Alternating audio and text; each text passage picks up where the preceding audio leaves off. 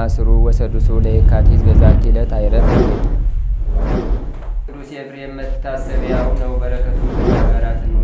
በዚችም ዕለት የጴጥሮስና የሶፊያ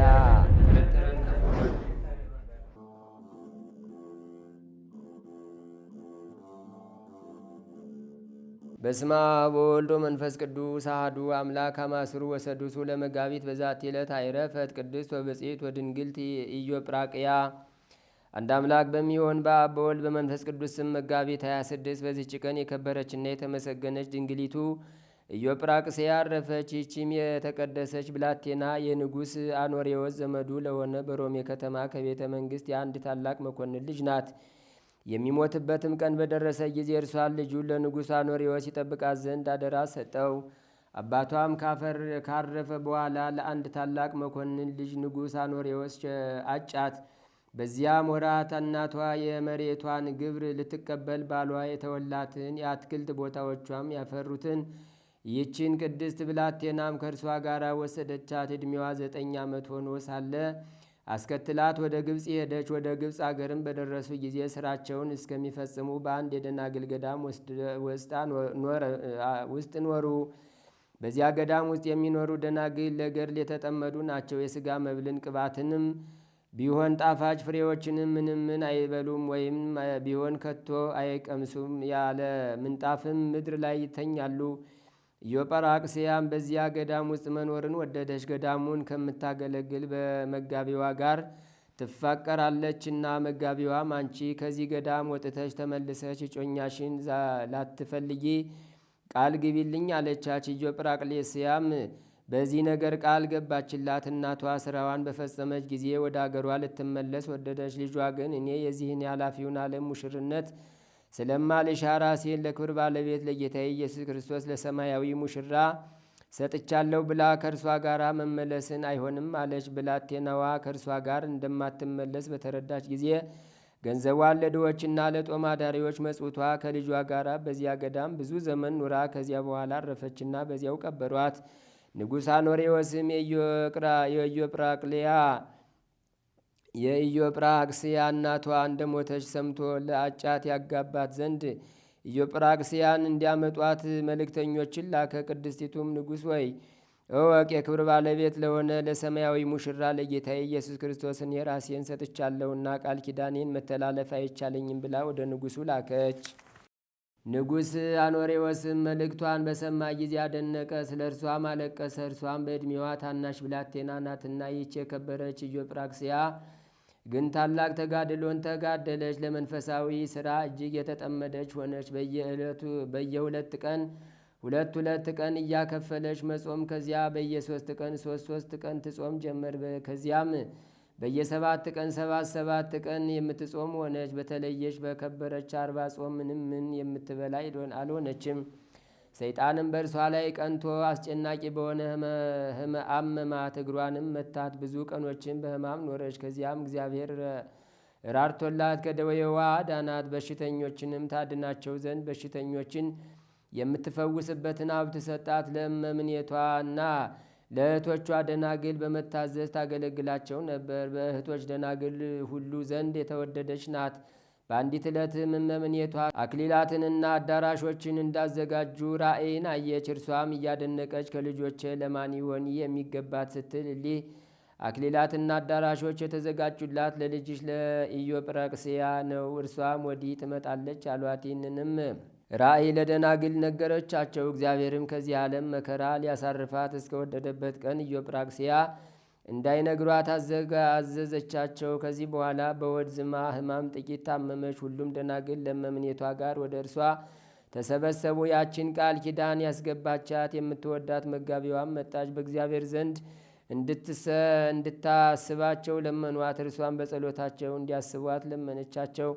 ከዚያም አረፈች። የተቀደሰችና የተባረከች እርሷን እህታቸውን አጥተዋታልና ደናግላን እጅግ አዝነው አለቀሱ። ከዚህም በኋላ የምትወዳት የገዳሙ መጋቢ የነበረችው አረፈች። ከእርሷም በኋላ እመምኔቷ ጥቂት ቀን ታመመች። ደናግሎቹንም ሰብስባ በላያችሁ የምትሾሙትን እመምኔት ምረጡ፣ ስለ እኔ ኢዮጵራቅስያ ለምናለችና እኔ ወደ ጌታዬ ኢየሱስ እሄዳለሁ። አሁን ግን ደጁን በላዬ ዘግታችሁ ሂዱ አለቻቸው። እነርሱም እንዳዘዘቻቸው አደረጉ። በማግስቱም ማለድ ብለው ሲደርሱ አርፋ አገኟት። የእሊህም የከበሩ እናቶች በረከታቸው ከእኛ ጋር ለዘላለሙ ትኑር አሜን። ሰላም ሰላም ለእለ ረከብዋ በሐሲስ አመ ለአከ ሀቢያ እንዘይእቲ ነአስ ትቤ ከመዝ በመንፈስ ቅዱስ አንሰ ታጸይኩ ለሰማያዊ ክርስቶስ ተሰጥወተ ቃላ ሰሚኦ አንከረ ንጉሥ። በዚችም ቀን ዳግመኛ የቅዱስ ፍርፍሬዎስ መታሰቢያው ነው። በረከቱም ከእኛ ጋር ለዘላለሙ ትኑር አሜን። ሰላም እብል ለፍርፍሬዎስ ክቡር ብእሲ እግዚአብሔር ሕይወት የትጽና እምትንሳ የህማም ወጻይር እምነታውኮ ውስተ ማእከላ ለባይር ከመዘመልህቅ ተጽዕነ ሐመር። በዚህችም ዕለት የክብር ባለቤት ጌታችን የደቀ መዛሙርቱን እግር አጠበ፣ እንዲህም አላቸው፣ እናንተም ለባልንጀሮቻችሁ እንዲህ አድርጉ። ደግሞ የአዲስ ኪዳንን የቁርባን ሥርዓት አሳያቸው። አሁንም በዚህች ዕለት የክብር ባለቤት ጌታችንን ለአይሁድ ይሁዳ አሳልፎ ሰጠው። ነቢያት ትንቢት እንደተናገሩ የሽያጩ ዋጋ 30 ብር ተቀበለ። ይቅርታው ቸርነቱ ከሁላችን የክርስቲያን ወገኖች ጋር ለዘላለሙ ይኑር አሜን። አንድ አምላክ በሚሆን በአብ በወልድ በመንፈስ ቅዱስ ስም መጋቢት 27 በዚች ቀን በገዳም ለሚፈጸም ተጋድሎ ፋና የሆነ በአስቄጥስ ገዳም ለሚኖሩ መነኮሳት ሁሉ አባት የሆነ የከበረ አባት ታላቁ አባ መቃርስ አረፈ። በዚችም ቀን የክብር ባለቤት ጌታችን መድኃኒታችን ኢየሱስ ክርስቶስ ስለ ዓለም ድኅነት በሥጋ ተሰቀለ። በዚችም ቀን የኢትዮጵያ ንጉሥ ሰማዕት ገላውዴዎስ አንገቱን የተቆረጠበት ነው።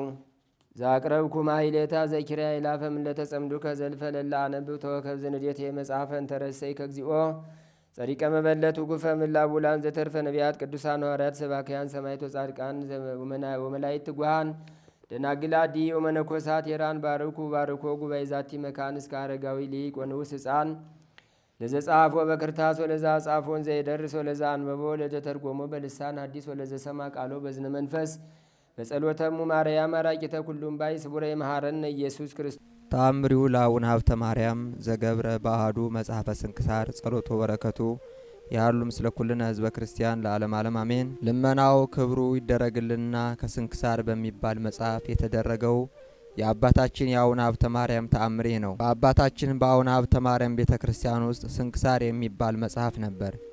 ይህንንም ስንክሳር ግንቦት 10 ቀን 1989 ዓመተ ምህረት 2 ዲያቆናት ሰርቀው አዲስ አበባ ወስደው ስለሸጡት ከቦታው ታጣና የቤተ ክርስቲያን አገልጋዮች የሚሆኑ ካህናት ሁሉ ታሰሩ። ይህንንም ዲያቆናት መላልሰው ስለመረመሩት አላወቁትም ብሎ ስለ ካደ ወዲያውኑ አልቆየም።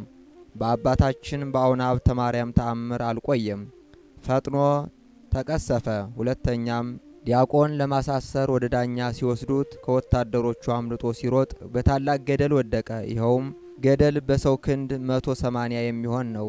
ርዝመቱ ይህን ያህል ሲሆን ሳይሞት አካሉ ሳይነካ ሳይጎዳ በሕይወት ተገኝቷል። ሙቶ ቢሆን መጽሐፉ እንደ ጠፋ ይቀር ነበር። ይህም ተአምር የተደረገው በአባታችን በአቡነ ሀብተ ማርያም ስልጣን ነው። ከዚህም በኋላ ወደ ዳኛ ሲወስዱት ከመገረፉ አስቀድሞ የሸጠለትን ሰው ተናገረ። ከዚያም ቀጥሎ መርቶ ወስዶ የገዛውን ሰው አሳየ። የገዛውንም ሰው ቢጠይቁት እውነት ነው የኔ ገንዘብ ነው ብሎ ስለ ሸጠልኝ ገዝቻለሁ ብሎ አምኗል። ከዚህም በኋላ የገዛውን ሰርቆ የሸጠውም በአንድነት የደብረ ሊባኖስ ከተማ በምትባለው በደብረ ጽጌ ታሰሩና ከብዙ ምርምር በኋላ በአባታችን በአቡነ ሀብተ ማርያም ተአምር ስንክሳር የሚባለው መጽሐፍ ስለተገኘ ገዢው በዋስ ተለቋል። ሻጩ ግን ከሀገር ጠፍቷል። ይህ ስንክሳር የተባለ መጽሐፍ ከጠፋ በ6ኛው ወር በአባታችን ከአቡነ ሀብተ ማርያም ተአምር የተነሳ በብዙ ስራ ተገኝቶ ተመልሶ ወደ ቤተ ክርስቲያኑ ገብቷል። በወዳጁ በአባታችን በአቡነ ሀብተ ማርያም ስልጣን ይህን ተአምር ስላደረገ እግዚአብሔር ክብር ምስጋና ይግባውና ልመናው ክብሩ ለዘላለም ይደርብን። እኛንም ከጽዋቶ መከራ ፈጥኖ ይጠብቀን። የአባታችን የአቡነ ሀብተ ማርያም ረድኤት በረከት አማላጅነት ጠባቂነት በሁላችን በሕዝበ ክርስቲያን ላይ ጸንቶ ይኑር ለዘላለሙ አሜን። ብፁዕ አንቶኒዎስ የተባለ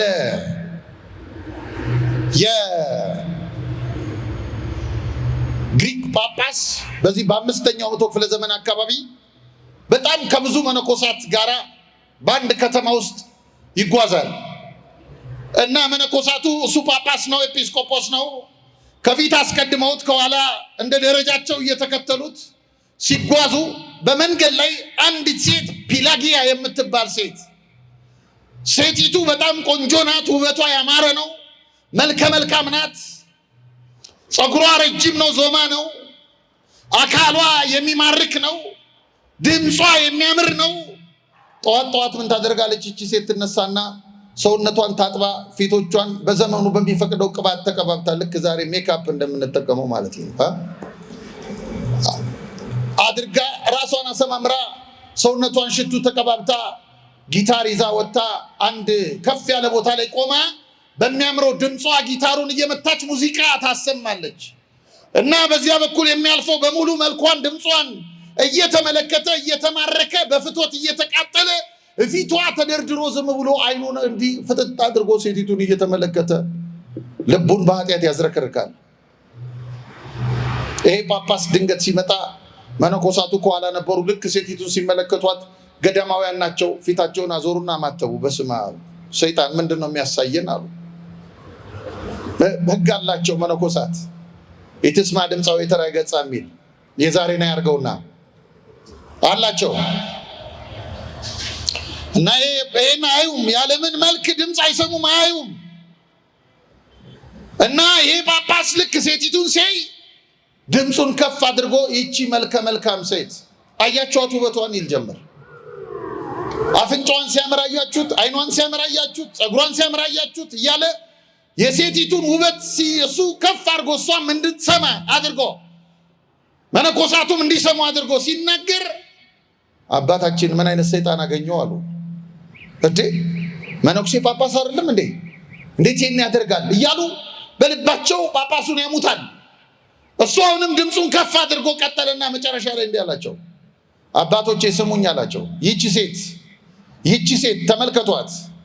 ይቺ ሴት ይህንን ሁሉ ህዝብ ለመማረክ ሰውነቷን ለማዘጋጀት ምን ያህል ጊዜ እንደፈጀባት ቤቷ ታውቃላችኋል? ለመታጠብ፣ ለመቀባት፣ መስታወት ለመመልከት፣ ልብስ ለመምረጥ ምን ያክል ጊዜ እንደሚፈጅባት አይታችኋል አላቸውና አዎ እናንተ ለሰማያዊው ንጉሥ ለኢየሱስ ክርስቶስ ዝግጅታችሁ ምን ያህል ነው ብሎ ጠየቃቸው። ወደ ሴቲቱም ዞረና አንቺ ሴት ውበትሽ ያምራል። እሷ ጳጳስ ወደቀብኝ፣ ጳጳስን ማረኩኝ እያለች ልቧ ይፈነጥዝ ነበረ። ወዲያው ግን ዞረና ምን አንቺ ሴት ውበትሽ መልክሽ ያምራል፣ ነገር ግን ይህን ሁሉ ውበትሽን ክርስቶስ ቢጠቀምበት አክሊል ይደፋ ነበር። የሚያሳዝነው የሚጠቀምበት ዓለም ነው አላት። ያን ጊዜ ልቧ ተነካያችሁ። እያነባች ይቺ ሴት ሊቀ ጳጳሱን ተከተለችው። ጊታሯን ጥላ ተከተለችው። እሱ የሚኖርበት ገዳም ሲደርስ ንስሐ ሰጥቷት ቀኖና ከዚያ ጊዜ ቀን ጀምሮ ጌታችን በጸለየበት ደብረ ዘይት ኢየሩሳሌም ደብረ ዘይት ተራራ ስል በምናኔ ኖራ ሕይወቷን እዚያው ለክርስቶስ አስረክባ እዚያው ነው ነፍስ ከስጋው የተለየው። አሁን በግሪክ ቤተክርስቲያን ቅድስና የተሰጣት ሴት ናት። ከየት ተጠርታ? ከዝሙት ሕይወት። ወዳጆች እኛ እኮ ክርስቲያኖች ሆነናል በተለያየ ነገር የምንወድቀው። ክርስትና እኮ ወዳጆች የሴተኛ ዳሬ የመማረክ እኮ አቅም ነበረው። እኛ ላይ አቅም ለምን አጣ? ለምን ያጣው አቅም? ለምንድን ነው ለመለወጥ እድል የከለከል ነው? ለወንጌል የከበርን መስዋዕቶች እንድንሆን ይፈልጋል እግዚአብሔር። ተሰውቶ በህይወት መኖር ለዓለም መሰዋት የለውም። ዓለም አታውቂኝም። ክርስቲያኖች በዓለም አሉ፣ ከዓለም ግን አይደሉም። አሁን ችግሩ ከዓለም ነን። እኛ ከዓለም ነን። እግዚአብሔር የቱን ማን ነው? አንተ የኔ ነው የሚለው ማን ነው የሆነው? የኔ ነው የሚለው የእርሱ የሆነ ራሱን የሰጠ ሕያው መስዋዕት፣ ቅዱስ መስዋዕት፣ ሕያው ለኃጢአት ሞቶ ኃጢአትን ንቆ ለጽድቅ የሚኖር ሕያውነት። ከዚያ መስዋዕቱ ደግሞ ቅዱስ እንዲሆን ይፈልጋል። እንዳልኳችሁ ቅድም መስዋዕቱ የሚቃጠልበት ሰዓት፣ እኛ የምንቃጠልበት ሰዓት ፍቅር ነው። ፍቅር ማንነትን ማፍረስ ይጠይቃል። ማንነትን ማፍረስ በውስጥ ያለ የገነባነውን እኩይ የሆነ እግዚአብሔር የማይደሰትበት እንግዳ ባይድ ማፍረስ ይጠይቃል ፍቅር። ሰዎቹ ሲወዱ ለወደድኳትን እንጀራም አልበላ አሁን ራሳቸውን የሚያጠፉ ደብዳቤ እየጻፉ ራሳቸውን ያጠፋሉ። ሞኞች ናቸው። አፍቅር ያለው ብለው ራሳቸውን ያጠፋሉ። አፍቅር ያለው ብለው እህል መብላት ራሳቸውን ይከለክላሉ። መልስ እስካገኝ ድረስ ይላሉ። አፍቅር ያለው ብለው ያነባሉ። ወዳጆቼ እግዚአብሔር ፍቅር ይታያቸዋል። መስቀል ላይ የታጠፈ ጉልበቱ ይታያቸዋል። የክርስቶስ ይታየናል። የተቆጠረ አጥንቱ ይታየናል። መስቀል ላይ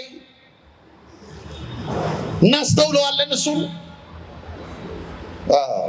እንዳታስተውሉ ማነው አዚም ያደረገባችሁ ነው የሚለው። ይሄንን የተሰቅሎ በፊታችሁ ተስሎ እያያችሁት ወደ ስዕሉ አትሂዱ። ህሊናችን ላይ ነው። ቀራኔው እዚህ ነው። አእምሮአችን ላይ ነው መሳል ያለበት ይሄ ፍቅር። ይሄ ፍቅር የገባው ክርስቲያን ዓለም አትጫወትበትም። ይሄ ፍቅር የገባው ክርስቲያን ህይወቱን በመጠን በልክ ይመራል።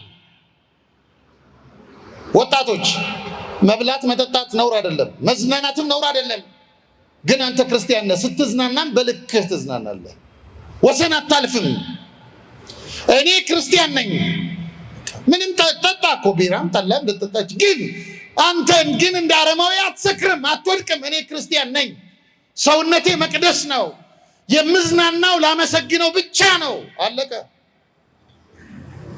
ታስሮ መኖር አይደለም ክርስትና። አንዳንድ ሰው እንደሱ ይመስለዋል። እንደሱ አይደለም። ግን ሰው አባቶቻችን መብልን ትተውለታል ለክርስቶስ። ሳይበሉ የኖሩ ቅዱሳን አሉ። ግን እኛ ወዳጆቼ አብርሃም ዘመዶቹ ላይ እንደጨከነው ትቶ እንዲወጣ እንዳደረገው ምን ፍቅር። አምላካችን የከበረ መስዋዕት ምንድነው ብትሉኝ፣ በፍቅር የሆነ መስዋዕት። በፍቅር ከወደድነው እግዚአብሔርን ክርስቲያኖች የማንተው ምንም የለም። ስለ ፍቅሩ ምንም። አባቶቻችን ስማቸውን ለውጠውለታል ስለ ክርስቶስ። ያ ፍቅር ስለገባቸው፣ ያ ፍቅር በህሊናቸው ላይ ስለተሳለባቸው ራሳቸውን የከበሩ መስዋዕቶች አድርገዋል። አብርሃም በኃጢአት አይደለም፣ በቤተሰቡ ነው የጨከነው፣ በሀገሩ ነው የጨከነው አብርሃም።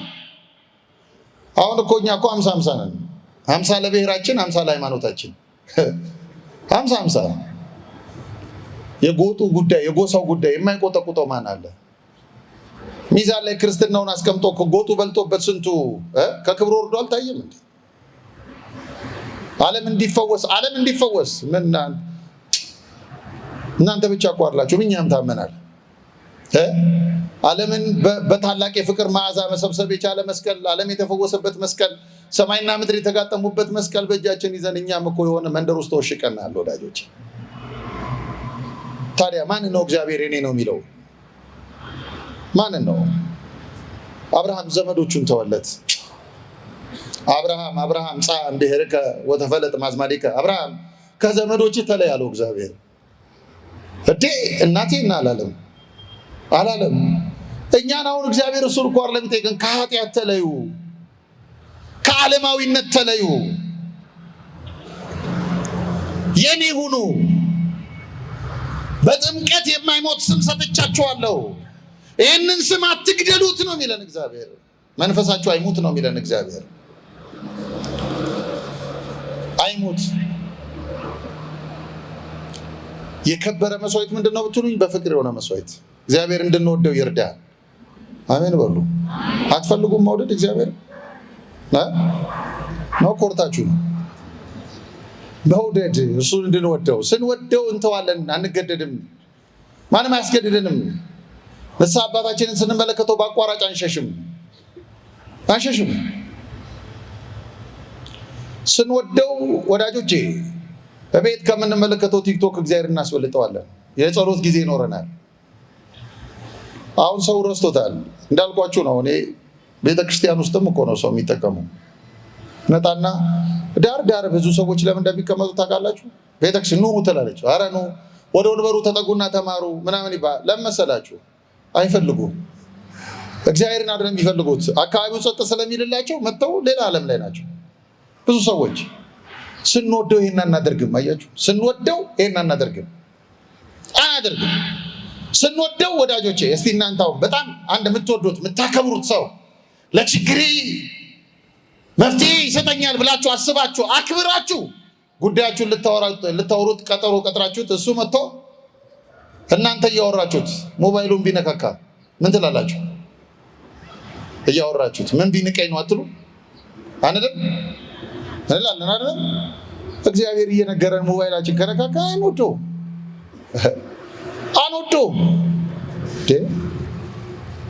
እግዚአብሔር ይላል ድምፅ ስለማያወጣ ነው ምን ብትንቀኝ ነው ይላል። እኔን ምን ብትንቀኝ ነው? ስንወደው አንለማመድም እንዲህ አይነት ነገሮች። የማንተውለት ምንም ነገር የለም። ለምን? የከበረን መስዋዕቶች እንድንሆን። ሁለተኛው የከበረ መስዋዕት ባጭሩ ማስቀምጠው በቅድስና የሆነ መስዋዕት፣ በንጽህና ነው። እግዚአብሔር ወዳጆቼ ባልታጠበ ትሪ የሚበላ ምስኪን አይደለም። አሁን እኛ ሰው ቤት እንግድነት ተጠርተን ባልታጠበ ትሪ እንጀራ ቢያቀርቡልን እንበላለን? ወዳጆቼ እንበላለን? አንበላም። ምን ቢንቁን ነው አንልም? አረ አዎ ወዳጆቼ እኛ ለእግዚአብሔር አሁን እያቀረብንለት ያለ ነው ባልታጠበ ትሪ ነው። ባልታጠበ ትሪ የራስ ጉዳይን ካያል ነው። አንጻራዊ ቅድስና ይፈልጋል። ይኸውላችሁ ከመስዋዕታችን በላይ እኛ ነው ያለ እግዚአብሔር። እግዚአብሔር ወዳጄ የሚስረቀረቅ ድምፅ የሚያማልለው አምላክ አይደለም። እኛ ነው እንደሱ የሚያማልለን። እሱ እንደዚህ የለበትም። እግዚአብሔር ምን ይፈልጋል? እግዚአብሔር ነጸረ ላዕለ አቤል ወላዕለ መስዋዕቱ። እግዚአብሔር ወደ አቤልና ወደ መስዋዕቱ ተመለከተ ነው የሚለው መጽሐፋችን። መስዋዕቱን ብቻ አይደለም የተቀባው እግዚአብሔር አይደለም፣ አቤልን አይቶታል። የብሉይ ኪዳኑ መስዋዕት አንጻራዊ ቅድስና ነበረው። አንጻራዊ ቀንዱ ያልከረከረ፣ ጥፍሩ ያልዘረዘረ፣ ያላረጀ ይመረጣል ለእግዚአብሔር ሲቀርብ። የኛም እንደሱም ነው።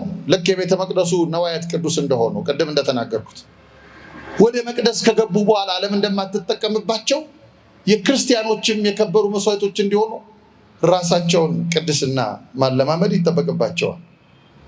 ለዚህ ነው ቅዱስ ጳውሎስ በአንደኛ ተሰሎንቄ መልእክቱ ምዕራፍ 5 ቁጥር 23 ላይ ምን አለ?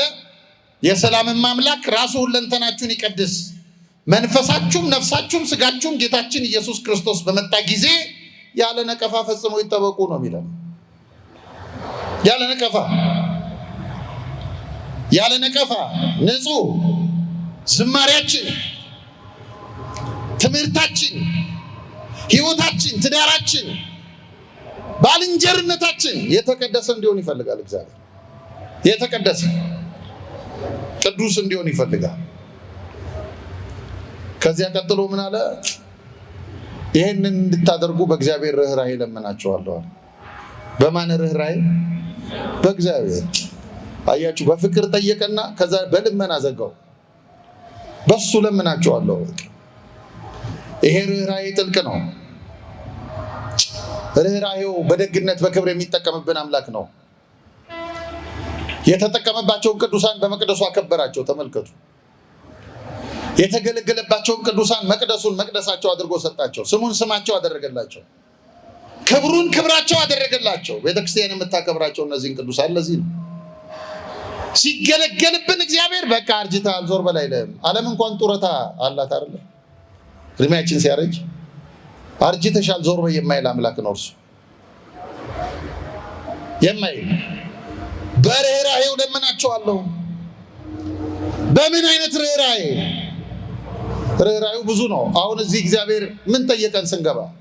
እህቶቼ ኬክ ቤት እንኳን አሁን ካፍቴሪያ ለመቀጠር እዚህ አዲስ አበባ ካፍቴሪያ 1000 ብር ለማይሞላ ደሞዝ ደላላው የሚጠየቀው የመጀመሪያ ጥያቄ ገበያ ትስባለች ወይ? መልክ አላት ወይ? ፊት አላት ወይ? ቁመና አላት ወይ? ለ1000 ብር ደሞዝ ምን ጠየቀሽ እግዚአብሔር? እህቴ አሁን ምን ጠየቀሽ ሲገቡዝ? ምንም። እዚህ ነው አቤቱ በምህረት ብዛት ወደ ቤትህ እገባለሁ አለ እግዚአብሔር። የምህረቱ ጥልቅነት የሚደንቅ ነው። ምንም በዚህ ርኅራኄ አይደለም ከዚህ በሚልቀው በመስቀል ላይ በተገለጠው ርኅራኄ እየወጉት ዓይን በሰጠበት ርኅራኄ ለሚወጉት የወጉት ያዩታል ተብሎ እንደተጻፈ ለንጊኖስ ደረቱን ቢወጋው አንድ ዓይኑ ጠፍቶ ነበረ። ከክርስቶስ የተፈናጠቀው ደም ዓይኑ ላይ አርፎ አበራለት። በዚህ ርኅራኄ ነው የሚጠይቀን አምላካችን። በዚህ ቸርነት፣ በዚህ ጥልቅ ርኅራኄ አባ ስረይሎሙ እስመ በዘያምሩ ይገብሩ አባቶ የሚያደርጉትን አያውቁምና ይቅር በላቸው። እየገረፉት እንደዚያ እያሰቃዩት ይቅርታን በለመነበት ርኅራኄ፣ በዚህ ታላቅ ርኅራኄ ለምናቸዋለሁ። ምን የከበሩ መስዋዕቶቹ ነው ለእግዚአብሔር። ክርስቶስ ለኛ የሰጠን ማንነቱን ነው። አንድ ነገር ነግሬያችሁ ላብቃ ትምህርቴ። በጣም የሚገርመው በጣም ክርስቶስ በምድር ላይ በስጋዩ እየተመላለሰ ሲያስተምርና ሲፈውስ ማን ብሎ ተብሎ መጠራት እንደሚወድ ታውቃላችሁ? የሰው ልጅ። እስቲ የሰው ልጅ በሉ በደንብ አይዟችሁ። ራሱን እኮ ነው። የእግዚአብሔር የባህሪ ልጁ ነው። ፈጣሪ ዓለማት ነው። ዓለም ከመፈጠሩ አስቀድሞ የነበረ ያለ የሚኖር ነው።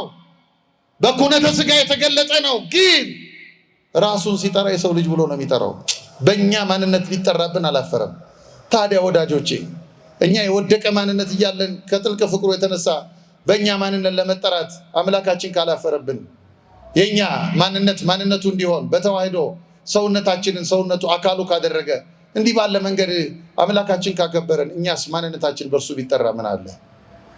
እነዚህ ክርስቶስ ናቸው ብንባል ምን አለ? ሕይወታችን እንዲህ ቢባል ቤተክርስቲያን ያለንና ቤት ያለን መልክ አንድ አይነት ቢሆን ምን አለ? ያን የከበረን መስዋዕቶች እንሆናለን። የከበረን እዚህ ሶሪያ ኦርቶዶክስ ቤተክርስቲያን በጣም የሚገርማችሁ አሁን አንዳንድ ሀገርም ሲሄድ የሶሪያዎቹን ቤት አይቻለሁ፣ የክርስቲያኖቹን ቤት። አሁን ሶሪያ ብዙ የፈራረሰች ናት፣ በጦርነት የምትታወቅ ሀገር ሆናለች። እና የሶሪያ ኦርቶዶክሳውያን በራቸው ላይ እንደኛ እኛ የቤት ቁጥር ነው የምንለጥፈው እንደምናውቁት አይደለም፣ ወረዳ ቀበሌ ምናምን ነው የሚለው ቤቱ። እነሱ ግን በራቸው ላይ ይህ ቤት በኢየሱስ ክርስቶስ ደም የተዋጀ የክርስቲያኖች ቤት ነው የሚለው። ታውቃላችሁ? ቤታቸው የኛ ቤት እንደሱ ነው። ህይወታችን እንደሱ ነው። ኑሯችን እንደሱ ነው። እንደሱ እንድንሆን ይፈልጋል። ወዳጆች ይሄ መቅደስ ጨርሰነዋል። አክብሩ። አምላካችን ይገለጥበታል፣ የእርሱ ያደርገዋል። መቅደሱን የእርሱ የሚያደርገው ግን በዚህ መቅደስ እናንተን የእርሱ ለማድረግ ነው፣ እኛን የእርሱ ለማድረግ ነው። የእርሱ ስንሆን የከበርን መስዋዕቶች ሆነናል። እግዚአብሔር ሲጠቀምብን የከበርን መስዋዕቶች ሆነናል። ከቅዱሳን ረድኤት በረከት ያሳትፈን። የአባቶቻችን የቅዱሳን በረከታቸው ትርዳን፣ ትጠብቀን። በስራችን ሁሉ የእግዚአብሔር ቸርነት አይለየን። ሀገራችንን በጽኑ ሰላም ይጠብቅልን፣ ህዝቡን ከህዝብ ያስማማልን።